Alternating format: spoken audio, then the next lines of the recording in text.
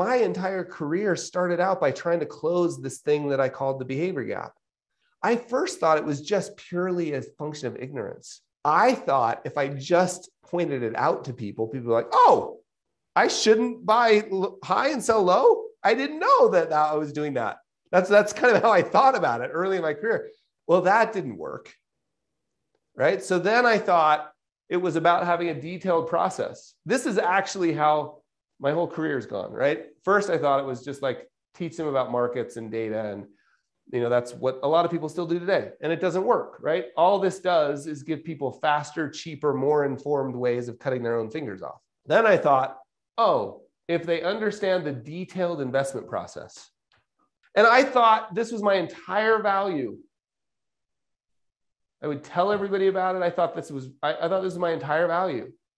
So it's not the process that's valuable. Are both of these critical?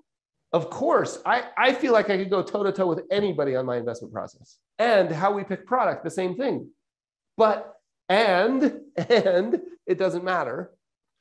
Because then I thought, okay, well, that's not working. People are still misbehaving. So what about goals? Oh yeah, goals. That must be the solution. Let's just find out their goals.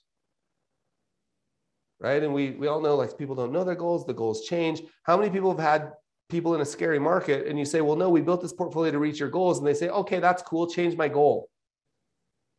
I don't want to do that anymore.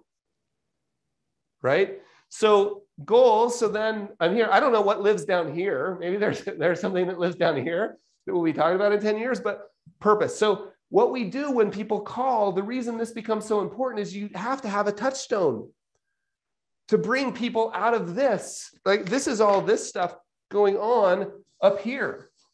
Just this sort of spinning around what the Fed's going to do. And we get that call, and I think we absorb it with empathy.